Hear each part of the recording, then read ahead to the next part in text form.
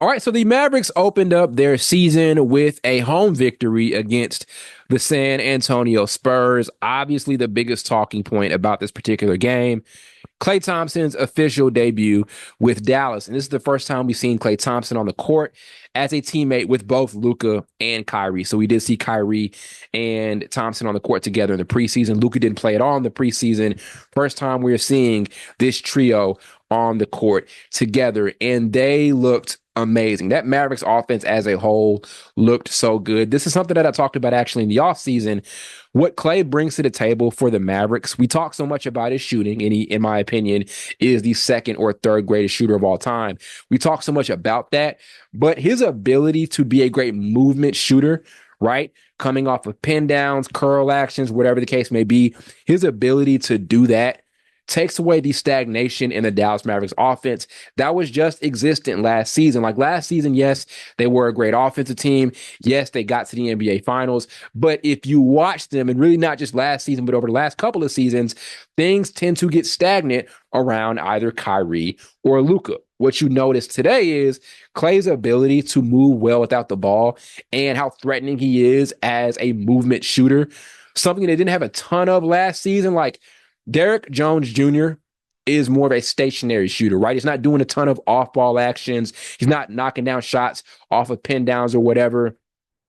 Klay Thompson is so good shooting off of movement. It does so much to the defense. It really puts them on their toes, and it really takes away that stagnation in that Mavericks offense. So much motion, so many off-ball movements, so many different things going on. That is going to be my favorite thing about the Mavericks this season. If they can keep it up, is their ability to move well without the basketball and open up a multitude of opportunities. Like I said, just less stagnation.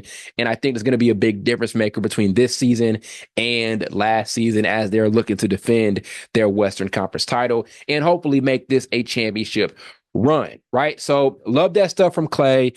Individually with his shooting, he was just great after slumping over the last couple of years. Again, it's early, right? And to be honest, Klay Thompson's version of slumping is still him being one of the most elite shooters in the entire league.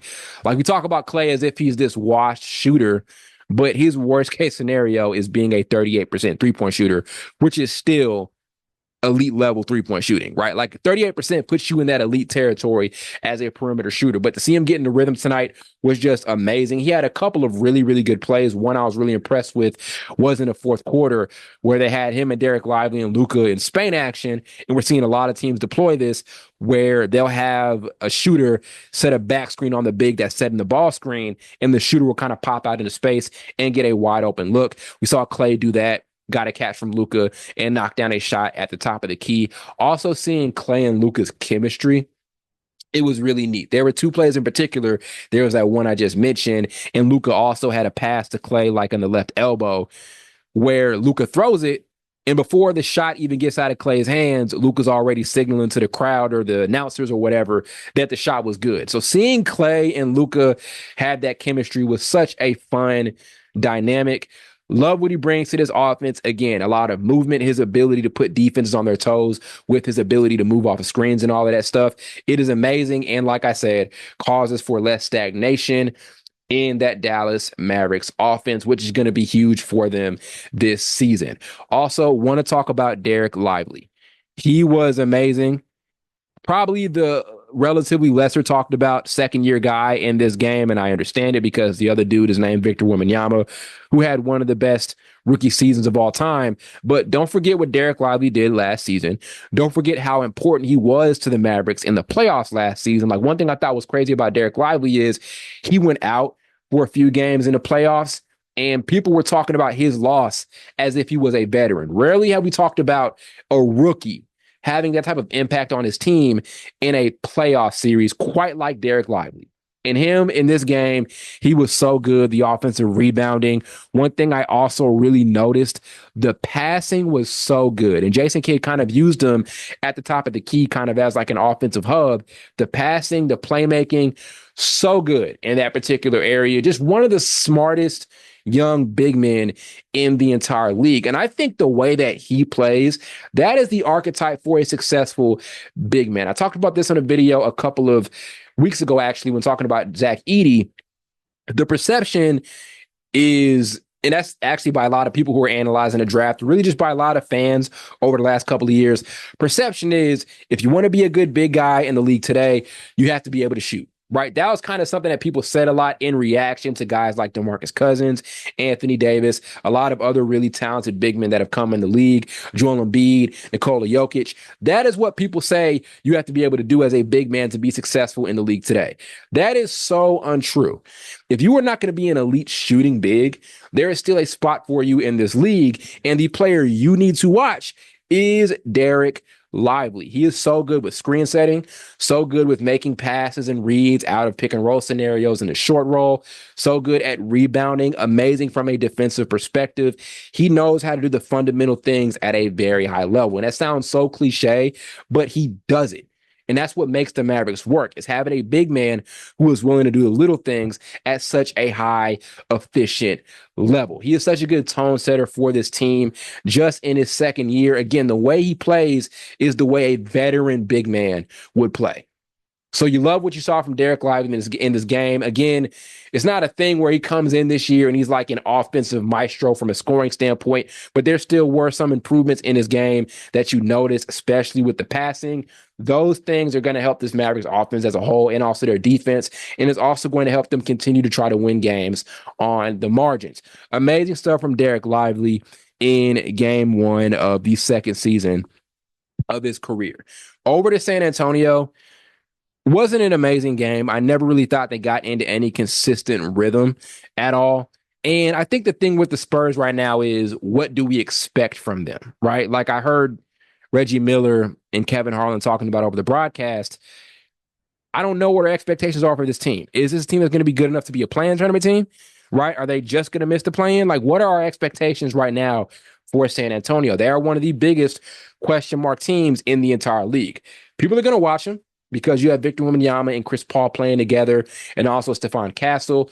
But what is their ceiling, right? How good can they be from a production standpoint, from a result standpoint this season? That's going to be a big time question. I wasn't impressed by really anything they did tonight. I love Stephon Castle. I thought coming off the bench, he had some amazing defensive moments. Still cool to see Chris Paul being a high level true point guard. At this point in his career, he did not have an amazing scoring game, but we know that Chris Paul can be a guy who can have like 8 or 9 points and still be a major impact player with his playmaking and his leadership. One thing you did notice is they were using Victor Wembanyama in a lot of different types of situations.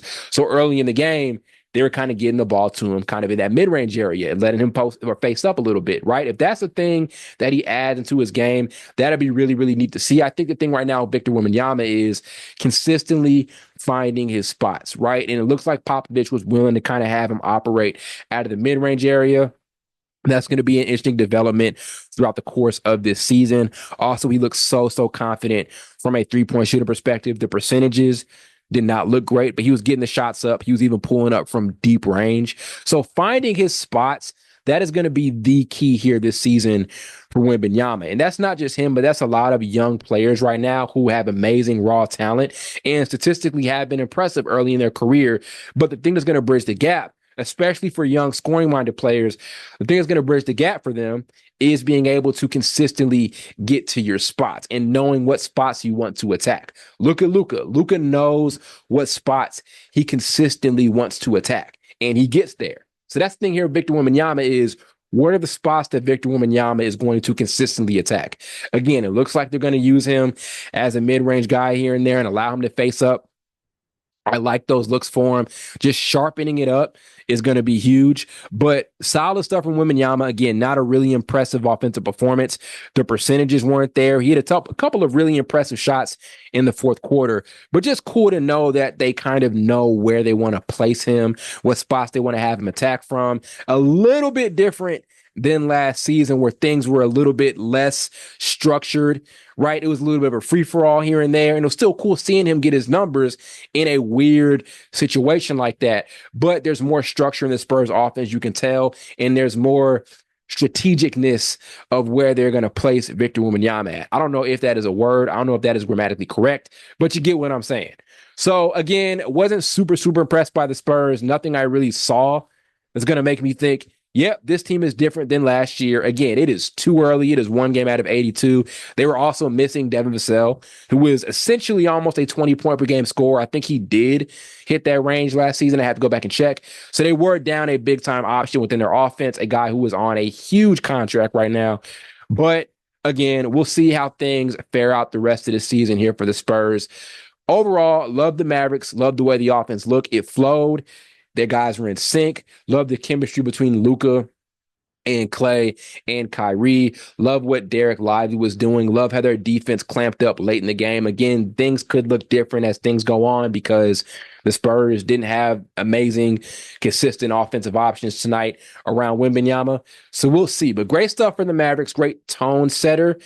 People tend to forget they are the defending Western Conference champion. We talk so much about the other teams around that right now in the Western Conference.